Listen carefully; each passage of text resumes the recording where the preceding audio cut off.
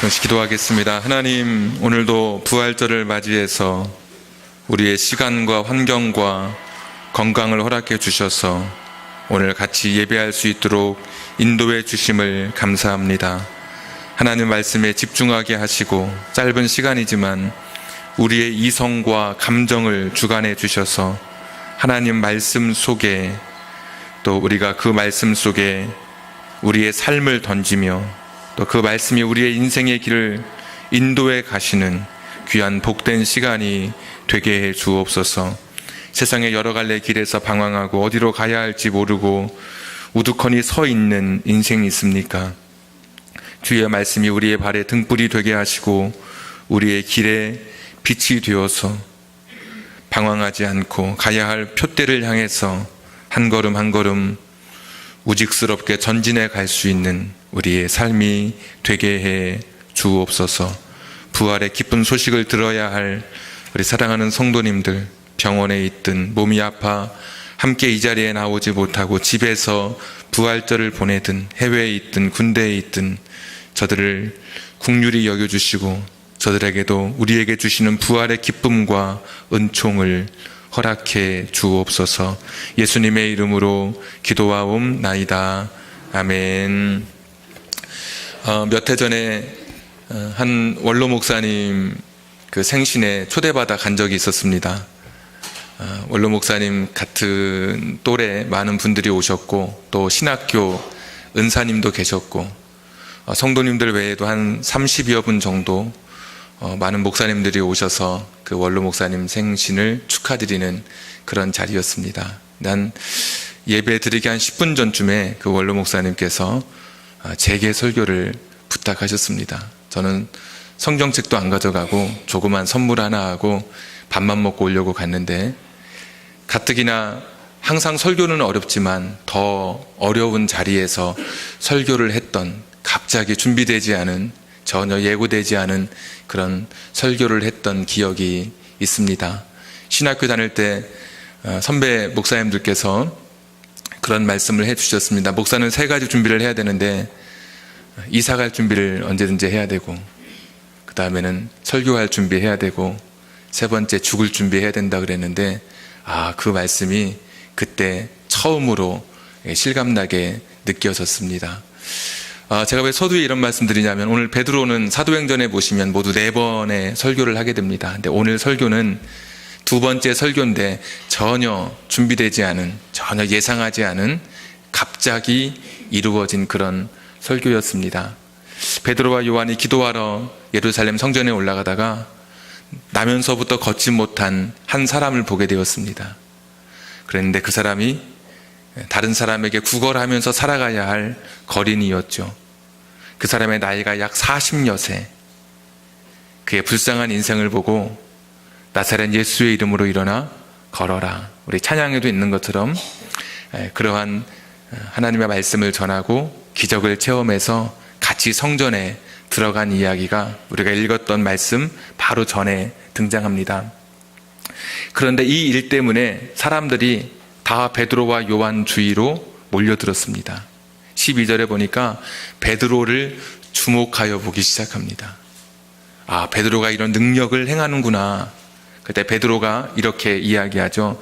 내가 가진 어떤 권능이, 내게 있는 어떤 경건이 이런 일을 행한 것이 아니라 이 일을 행하시는 분은 예수님, 나는 예수님의 이름으로 이 능력을 행했을 따름이다.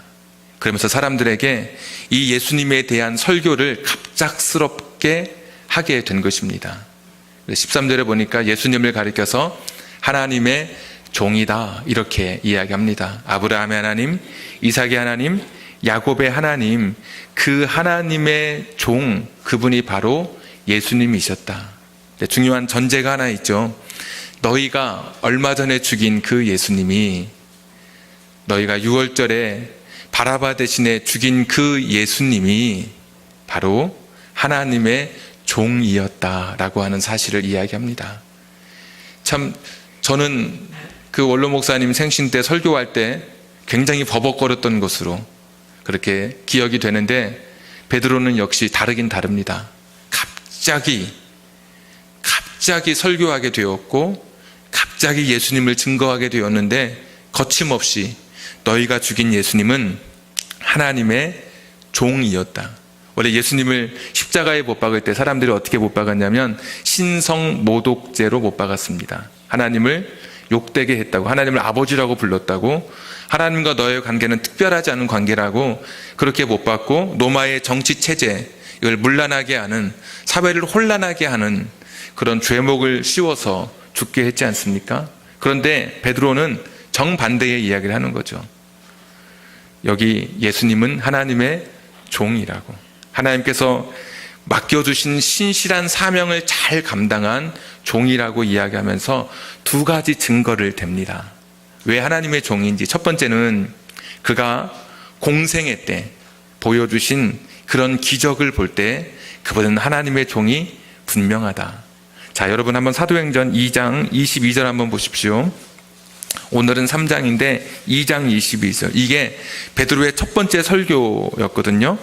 자, 이스라엘 사람들아, 2장 22절, 이 말을 들으라. 너희도 아는 바와 같이 하나님께서 나사렛 예수로 큰 권능과 기사와 표적을 너희 가운데서 베푸사 너희 앞에서 그를 증언하셨느니라.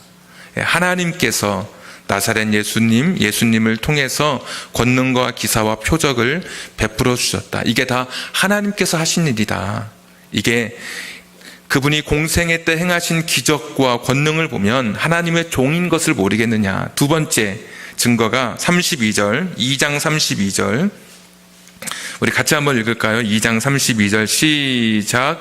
이 예수를 하나님이 살리신지라 우리가 다 이 일의 증인이로다. 살리신 것도 하나님이 살려주셨으니까 예수님의 부활 사건을 볼 때 예수님은, 너희가 죽인 그 예수님은 하나님의 종이 분명하다는 거예요. 자, 오늘 베드로의 두 번째 설교라고 했죠. 3장에서 갑자기 준비되지 않은 설교였는지 그래서였는지 아니면 이 성경을 기록한 누가가 2장에 있었으니까 생략했는지는 모르겠으나 예수님이 하나님의 종이라고 하는 이 두 가지 증거 중에 하나만 이야기해요. 나사렛 예수의 공생애 때의 그 기적의 이야기는 생략하고 다시 3장 15절 보십시오. 3장 15절 두 번째 증거, 부활의 증거를 이야기하는데 너희가 생명의 주를 죽였도다. 그러나 하나님이 죽은 자 가운데서 그를 살리셨으니 우리가 이 일의 증인이다. 예수님은 하나님의 종이었고 내가 그것을 너희에게 말하는데 두 가지를 증명할 수 있는데, 하나는 공생애 때 보여주신 그 기적과 권능, 죽은 사람을 일으키고 파도를 잔잔하게 하시고 또 오병이의 기적을 일으키고 천영이라고 불리었던 나병을 고치셨던 그 놀라운 기적의 원천은 하나님이라고 하는 거, 그리고 그분이 죽음에서 다시 살아나신 이 사건을 볼 때 예수님은, 너희가 죽인 예수님은 하나님의 종이 맞다. 이런 이제 설교를 갑작스러웠지만 수제자답게 이 말씀을 전하고 있습니다. 그러면서 베드로가 오늘 마지막 5절에 보시면 나는 이 일의 증인이다. 이렇게 고백하고 있죠. 여러분, 정말 베드로처럼 이런 증인이 어디 있습니까? 3년 동안 예수님 따라다니면서 한솥밥 먹고 같이 쉬고 같이 걷고 같이 마음 아파하고 같은 시간을 베드로가 보내면서 예수님 곁에 머물렀던 사람입니다. 정말 베드로는 증인이 맞아요. 또 베드로는 부활의 증인, 이것도 맞아요.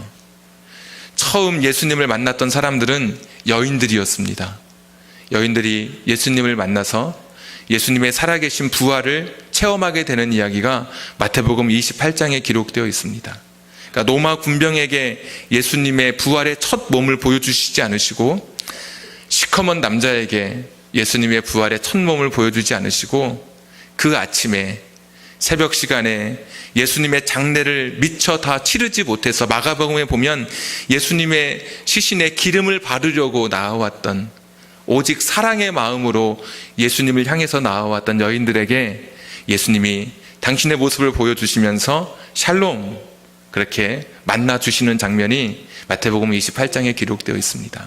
그런데 그 이야기를 듣고 베드로와 요한이 이제 무덤가로 달려가는 장면이 또 성경에 기록되어 있습니다. 자, 그런데 베드로, 요한은 예수님을 보고 부활을 믿은 것이 아니라 이 사람들은 좀 특별하게 예수님의 부활을 확인하고 자기들이 믿고 있어요. 여러분, 이제 사도행전이니까 사도행전 전에는 뭐 있습니까? 성경?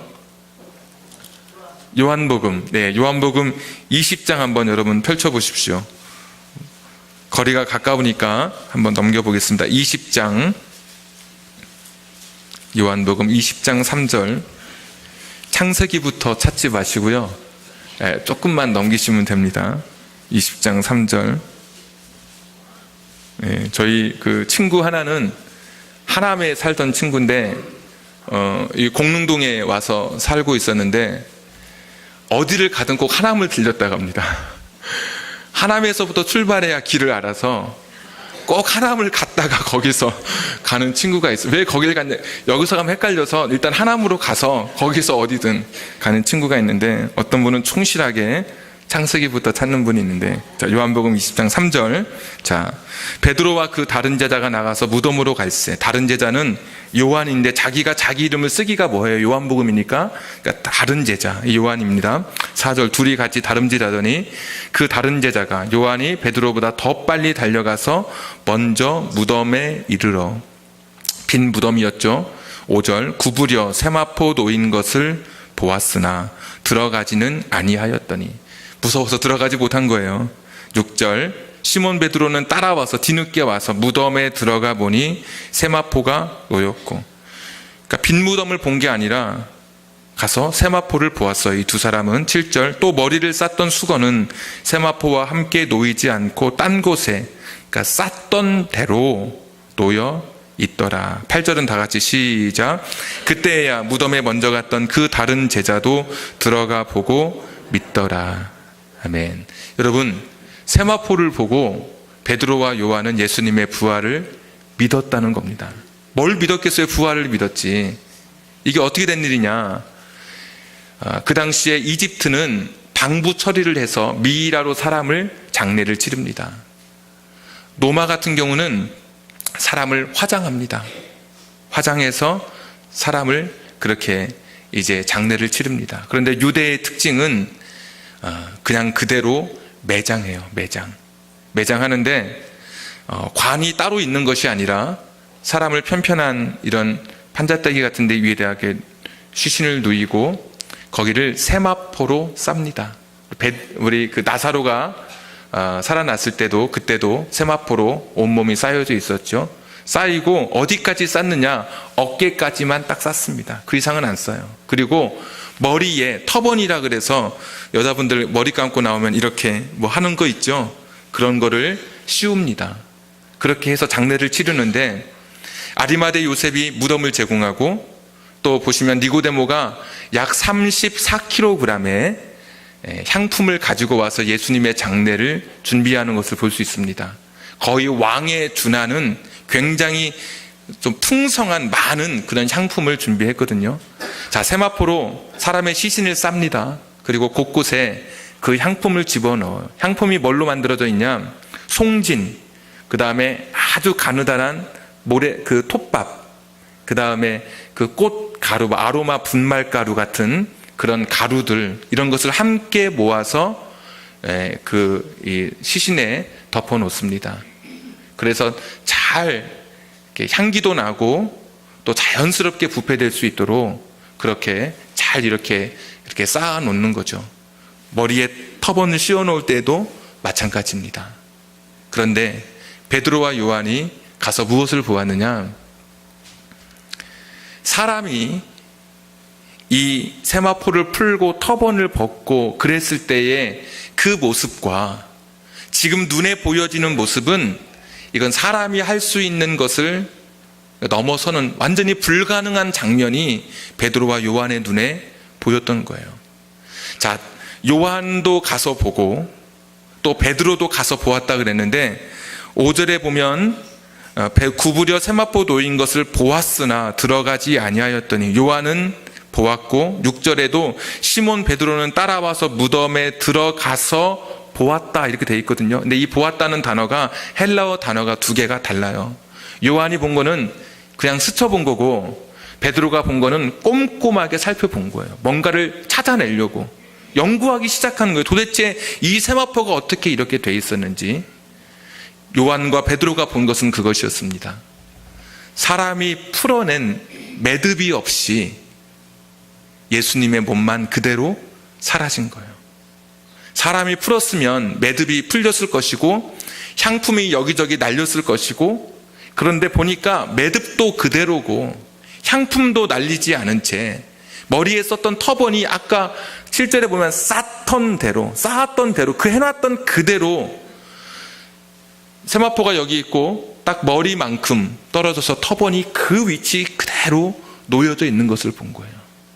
여기 쌓았던 대로, 이 단어가 언제 쓰는 단어냐면 그 당시에 어떤 복잡한 서류가 있는데 순서대로 잘 차려놨어요. 근데 누가 손을 안 대서 그대로 있을 때, 야, 내가 해놨던 그대로 있네, 쌓아놨던 대로 그대로 있네, 그때 쓰는 단어예요. 또 아줌마들이 이불을 막 해서 잘 해놨어요. 그리고 누가 손을 안 대가지고 이불이 내가 해놓은 그대로, 옷가지가 해놓은 그대로 차곡차곡 쌓여져 있을 때 내가 쌓았던 대로 그대로 있네, 그 단어거든요. 그러니까 장례를 치를 때 예수님을 쌓았던 그 세마포 그대로 있는 것을 본 거예요. 베드로도 보고 요한이 그것을 같이 따라와서 보고 예수님 부활했구나, 이것을 믿게 된 거예요. 그리고 나서 예수님 다시 만나서 더 확실해진 거죠.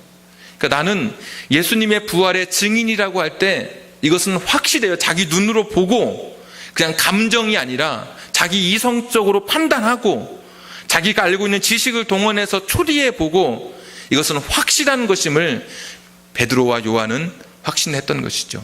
자, 그런데 20장 다음에는 여러분 몇 장이 있습니까? 오늘 여러분 부활절이어서 그런지 컨디션이 굉장히 좋습니다. 자, 21장 3절 한번 보십시오. 21장 3절. 21장 3절. 자, 창세기 가지 마시고 21장 3절. 우리 다 같이 한번 읽겠습니다. 시작. 시몬 베드로가 나는 물고기 잡으러 가노라 하니 그들이 우리도 함께 가겠다 하고 나가서 배에 올랐으나 그날 밤에 아무것도 잡지 못하였더니. 아멘. 여러분 어떤 장면이 떠오르십니까? 누가복음 5장에 물고기 잡던 베드로를 향해서 예수님께서 너 고기 잡지 말고 이제 사람 낚는 어부 되어라. 고기를 잡으면 그 고기는 죽죠. 근데 사람은 낚으면 그 사람은 살아요. 그래서 배에 고기 잡았던 거 다 버려두고 그물까지 버려두고 예수님을 따랐어요. 그런데 자기 눈으로 보고 확신하고 믿었던 이 사람, 공생애의 시간을 같이 보내고 부활의 현장에서 확실하게 자기가 확신했는 이 부활의 이 사건 앞에서 반전이에요, 반전. 자기가 분명히 봤는데도 오늘 어떻게 하고 있습니까? 다시 옛날로 돌아가 버린 거예요. 20장 그 뒷부분에 가면 제자들이 집에 있을 때 문을 다 닫고 있었어요. 창문까지 다 닫고 자기들의 말소리가 새어나지 않도록 두려움 속에 있었어요. 그리고 예수님 부활했다는 것을 분명히 알고 있는데도 그러면 사람을 낚는 어부가 되어서 사람들에게 예수님의 부활을 알리고 또 말하고 예수님이 말씀하시던 대로 살아나셨다라고 이야기하는 증인의 삶을 살아가야죠. 그런데 그냥 옛날로 다시 돌아가 버린 오늘 모습을 보여주고 있습니다. 아니, 부활의 사건을 확실히 봤는데 그런데도 그 삶이 오늘 변화되지 않은 것이 참 너무너무 놀랍기도 하고 참 오늘 우리에게 이야기하고 있는 교훈이 있습니다. 저도 어려서부터 신앙생활했기 때문에 부활절이 되면 참 재미있는 추억들이 많이 있습니다. 지금이야 여러분 이제 가실 때 받아가시겠지만 비닐에다가 그 계란 넣고 뜨거운 물에 한번 했다가 한 1초 하면은 탁 오므라들어서 아름답게 형상이 만들어지죠. 전에는 어떻게 했습니까? 사인펜으로 초딩들이 모여가지고 글씨를 쓰죠. 잘도 못 쓰면서. 그리고 그때 막 계란이 깨어지면 얼마나 기쁜지, 야, 이건 우리가 먹는 거다 그러면서 온전히 삶아지는 것보다 깨어지는 계란의 숫자가 많기를 은밀히 기도하면서 계속해서 쓰면서 일부러 깨진 못하고 양심의 가책을 느껴서, 그리고 탁 계란을 깼을 때 거기 물 들어져 있었잖아요. 그럼 그거 보면서 저도 그런 시절 보냈습니다. 새벽에 촛불 예배 한다고 졸다가 이렇게 머리 태워먹고, 어렸을 때니까 그걸 끄고 나면 매캐한 냄새 때문에 막 기침하고 헌금 드리고 이랬던, 여러분과 똑같은 그런 부활의 사건을 지내고 그렇게 믿었던 저의 어린 시절이 있었습니다. 저는 부활을 의심한 적이 없습니다. 여러분도 부활의 사건을 아마 확신하고 고백하는 분들이 오늘 이 자리에 참 많을 겁니다. 예수님이 다시 살아나신 것, 그분 그거 믿어지는 것이죠. 역사적 사실인 거에 대한 오늘 설명은 다 드리지 못하지만 내 마음에 믿어지는 것 굉장한 것이죠. 자, 그런데 여러분에게 묻고 싶은 질문은 이것입니다. 그렇다면 부활의 사건이 여러분의 삶에 어떤 영향력을 지금 미치고 있는지 한번 물어보십시오. 예수님의 부활이 내가 확실히 믿는데 그 사건이 내 마음속에서 어떻게 지금 자리 잡고 있는지 여러분 한번 스스로에게 물어보십시오. 오늘 베드로는 자기 눈으로 부활을 확신하고 보았던 사람이에요. 그런데도 불구하고 오늘 다시 그들의 삶은, 베드로의 삶은 전혀 변화되지 않았어요. 그 옛날의 습관, 그 옛날의 타성, 그 옛날의 삶의 스타일을 그대로 가지고, 아니 부활이라고 하는 커다란 사건을 경험했는데도 불구하고 그는 변화되지 않았단 말이죠. 저와 여러분 30년, 40년 해마다 부활절을 보냈는데, 그리고 한 번도 의심하지 않았는데 여전히 부활이 내 삶에 어떠한 영향력도 미치지 못하고 있다면, 부활이 내 삶의 스타일을 바꾸어 놓지 않았다면 이거 다시 한번 생각해 봐야 되지 않습니까? 이거 너무나 사실 고민스러운 것 아닌가요? 자, 그런데 요한복음에서 성경이 끝났더라면 베드로는 부활을 목격한 사람에 불과할 거예요. 그런데 오늘 우리가 처음 읽었던 베드로의 두 번째 갑작스럽게 이루어진 설교의 내용 기억하시죠? 갑자기 사람이 바뀌었어요. 반전투예요. 달라졌어요. 완전히 바뀌어가지고 너희들이 죽인 예수, 이렇게 이야기하는 거예요. 전에는 무서워서 두려워 떨고 고기나 잡으러 가겠다고 낙심했던 이 사람이 갑자기 어떠한 일이 있었는지 모르겠는데 완전히 바뀌어버린 거예요. 바뀌어서 복음을 담대하게 전하기 시작해요. 예수님, 그분은 하나님의 종이었다고. 그분은 공생의 때에 기적을 일으키고 부활하신 사건을 보면 그것이 증거가 된다고. 예수님은 하나님의 종이 분명하다고. 너희가 빌라도가 놓아주기를 결의했으나 너희가 거부했지 않았느냐고. 너희가 의로운 자를 죽이고 악한 자를 선택하지 않았느냐고. 그냥 이제 볼장 답은 것처럼 막 다 이야기합니다. 전에는 무섭고 두렵고 떨렸던 이 사람이 갑자기 담대해지기 시작한 거예요. 여러분, 이게 왜 가능할까요? 부활의 그런 믿음이 베드로에게 생겨난 것이죠. 우리 예수님도 죽었다가 다시 살아나셨는데 까짓것 내가 복음 전하다 죽으면 예수님이 나 다시 살려주시겠지. 아니, 나사로도 살려주셨는데, 그리고 예수님 자신이 살아나셨는데 나도 당연히 살아나겠지. 베드로의 이 부활신앙의 절정은 언제였냐면, 전해져 내려오는 이야기지만 마지막 로마의 황제였던 네로에게 베드로가 순교당할 때 옆에서 십자가에 못 박으려고 하는 사람에게 베드로가 이렇게 이야기했다고 그러죠. 여보게, 우리 선생님, 우리 예수님께서는 십자가에 달리셨는데 나같이 미천한 사람이 어떻게 십자가에 바로 달릴 수 있겠나. 나는 거꾸로 십자가에 못 박으세. 그렇게 해서 세상을 떠났다는 그런 이야기가 전해져 오죠. 이게 부활 신앙이 아니었다면, 내가 죽으면 다시 살아날 것이라는 이런 믿음과 확신이 그에게 없었다면 가능하지 않았겠죠. 그 시대에 많은 사람들이 히브리서 11장에도 보면 더 좋은 부활을 얻기 위해서 자기 아들을 사람들에게 내어주었다는 이야기가 있습니다. 예수 믿으면 죽이겠다고 하는 사람들에게 자식과 함께 마지막 순교의 길을 걸어가면서도 예수님을 배반하지 않았어요. 그때 초대사의 이야기를 읽어보면 그런 이야기가 있어요. 두려워 떨고 있는 이 자녀들에게 어머니가 그런 이야기를 해요. 얘야, 너의 팔을 누가 주셨지? 하나님이 주셨죠. 그래, 이제 하나님이 너에게 주신 것을 이제 다시 가져가시는 시간이야. 지금 칼날을 앞두고 있는, 죽이려고 핍박하는 사람들 앞에서 어머니가 자식에게 이야기하는 거예요. 얘야, 너 눈은 누가 주셨지? 하나님이 주셨죠. 그래, 지금 하나님께서 너의 눈을 다시 이제 도로 가져가시는 시간이야. 우리 기쁨으로 드리자. 아들아, 딸아, 너의 생명을 누가 주셨지? 하나님이 주셨죠. 그래, 이제 하나님이 받으시는 시간이야. 두려워하지 마. 잠깐이야.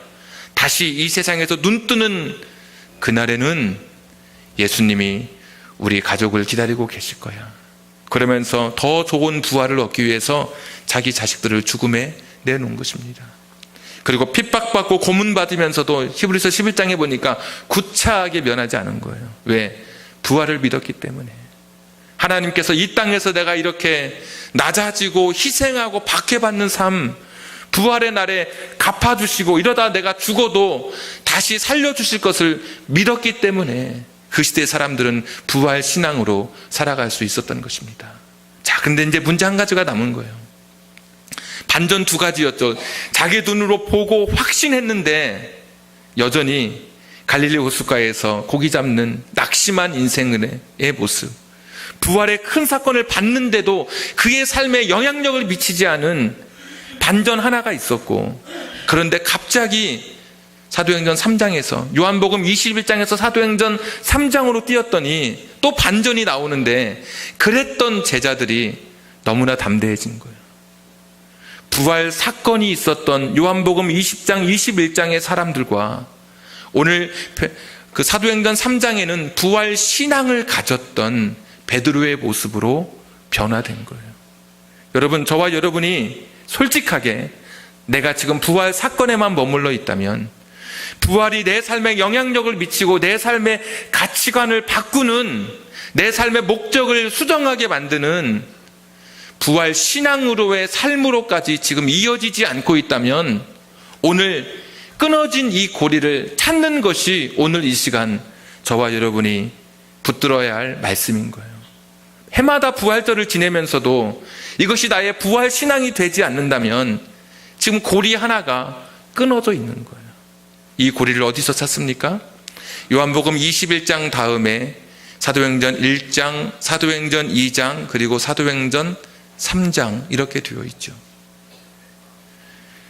부활절과 그리고 이 베드로가 가졌던 부활 신앙의 그 사이에는 유대인들에게 아주 유명한 명절 하나가 있었습니다. 그것이 사도행전 2장에 보면 오순절이라고 하는 그런 명절이었습니다. 오순절 때 제자들이 기도하다가 힘없이 절망하고 낙심했던, 부활을 눈으로 봤으면서도 그것이 나의 신앙이 되지 않았던, 나의 삶을 변화시키지 못했던 제자들이 기도하다가 처음으로 성령이라고 하는 그 은혜를 체험하게 됩니다. 그러니까 성령에 충만했다 그러죠. 성령이라고 하는 그 하나님의 존재가 이 제자들의 삶 속에 찾아왔습니다. 그랬더니 갑자기 사람들이 좀 달라지기 시작했어요. 그리고 세상을 보니까, 성령의 은혜를 받고 세상을 보니까 세상이 다 다르게 보이기 시작하는 거예요. 하늘이 어제 하늘이 아니고, 보이는 땅이 어제 땅이 아니고, 들풀마저 찬양하는 것처럼 보이고, 모든 것이 아름답게 보이기 시작하고, 성령의 은혜를 받고 나니까 세상에 똑같은 사람으로 보이지 않고 다른 환경으로 사람들이 보여지고 마음이 열려지기 시작하는 거예요. 여러분, 아까 미문이라고 하는 아름다운 문이에요. 그게 그냥 아름다운 문을 한문에서 우리가 중국어에서 번역됐기 때문에 미문 이렇게 쓰여져 있을 뿐이에요. 아름다운 문은 금과 은으로 헤로드 왕이 만들었어요. 46년 동안 짓고 있었고, 그 문을 통과해야 이방인의 뜰, 여인의 뜰이 있는 가장 주 출구가 돼요. 주 입구가, 성전에 들어가는 입구. 거의 대부분의 사람들이 성전에 들어갈 때 이 미문, 아름다운 문을 통해서 성전에 들어가요. 이 사람은 몇 년 동안 거기 앉아 있었느냐? 40여세 되었으니까 몇 살부터 거기 왔었는지는 모르겠으나 하여튼 수십 년 그 자리를 지키고 사람들의 종교성을 자극해서 거기서 사람들로부터 무엇인가 좀 받으려고 무엇인가 구걸하고 그들의 경건성을 자극해서 사람들에게 보이고 싶은 위선을 자극해서 무엇인가 자기의 삶을 영위해 가려고 그 아름다운 미문 앞에 서서 구걸하던 그런 사람들이었단 말이죠. 그런데 베드로와 요한이 여러분 사도행전 3장에서 한 번만 기도하러 갔겠습니까? 아니죠. 아직까지 유대의 율법을 그대로 지키고 있었던 사람들이에요. 계속 지나갈 때마다 그 거린을 계속 보았어요. 근데 그전에는 그런 생각이 안 들었어요. 오순절 성령의 은혜를 체험하고 나니까 새롭게 모든 것이 보이기 시작하는 거예요. 새로운 마음이 생기기 시작하는 거예요. 매일같이 서 있던 사람 앞에 딱 서가지고 여러분 뭐라 그럽니까? 그 거린이 이제 내가 나에게 뭐 줄려나 보다 할 때 딱 청청병력 같은 이야기를 하죠. 나 금과 은은 없어. 실망하던 그에게 그런데 내게 있는 건 너에게 줄게. 깜짝 놀라서 받겠죠. 뭐 다른 게 있나 보다. 나사렛 예수의 이름, 그 이름으로 내가 너에게 명한다. 베드로와 요한의 마음속에 늘 보았던 그 사람이었지만 불쌍히 여기는 마음이 생겼고 담대하게 나사렛 예수의 이름으로 여러분 안 일어나면 어떻겠죠? 얼마나 창피할 거예요. 그런데 담대하게 말할 수 있는 그런 믿음의 권능이 오순절의 사건을 통해서 생겨나게 된 거예요. 성령의 충만함은 하나님이 나를 지배하는 상태입니다. 성령의 충만함은 성령께서 내 인생의 주인이 되신 사건을 그렇게 표현하는 단어입니다. 내가 내 인생의 주인, 그것은 성령 충만이 아니에요. 내가 예수 믿을 때 아무도 성령이 아니고서는 예수를 주라 시인할 수 없다고 했으니까 성령께서 우리 안에 오셨어요. 근데 내 인생의 자리에 누가 앉아 있어요? 여전히 내가 앉아 있고 성령은 필요할 때만 한 번씩 도움을 요청하는 그런 분. 내가 필요할 때만 노크하고 필요치 않을 때는 여전히 내가 내 인생의 자리에서 귀막고 내 인생을 살아갔던 것이죠. 내 성령의 충만함은 성령께서 내 인생의 지배자가 되시고 내 인생의 주인이 됐다는 이야기예요. 성령께서 내 인생의 주인이 되실 때, 그분이 내 삶을 다스려 가실 때, 내가 가진 내 욕심, 내 지식, 내 판단, 내 경험 다 내려놓고 하나님 앞에 순종하고 성령님 앞에 순종하며 나아갈 때 갑자기 부활 사건이 부활 신앙으로 그들의 삶에 다가서기 시작하는 거예요. 여러분 아직까지도 내가 지금 부활 사건에 머물러 있고 부활 신앙으로 아직 가지 않고 있다면 여러분에게 지금 그 고리가 빠져 있는 거예요. 여러분 자신은 여러분의 주인됨을 내려놓고 하나님께서 내 인생을 다스려 가시도록 내가 주님 앞에 내어놓는 것, 그러다 보면 간절히 기도하게 되겠죠. 그러다 보면 때때로 불처럼 바람처럼 임하는 성령의 역사도 경험할 수 있겠죠. 눈에 보이는 외적 은사도 중요하지만 내가 내 자신을 완전히 하나님 앞에 내어놓고 그분의 통치 아래 들어가게 될 때 진짜 부활의 그 옛날에 2000년 전의 사건이 오늘날 우리의 부활의 신앙이 되는 것입니다.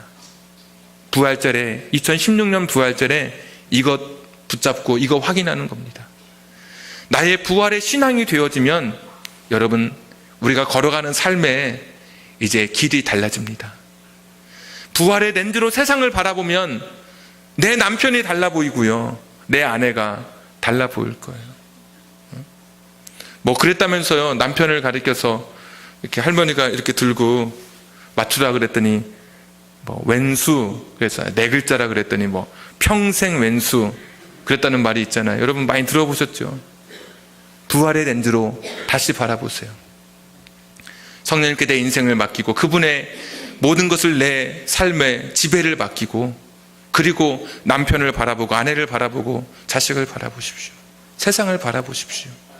세상이 달라 보일 거예요. 내가 이제껏 살아왔던 내 삶의 가치관을 여러분 수정하시게 될 거예요. 더 이상 이 세상 앞에 겁내지 않고 세상을 위해서 충성하지 않고 세상을 위해서 복무하지 않을 거예요. 주님을 위해서 살아가는 삶이 될 거예요. 아무것도 두렵지 않은 거예요.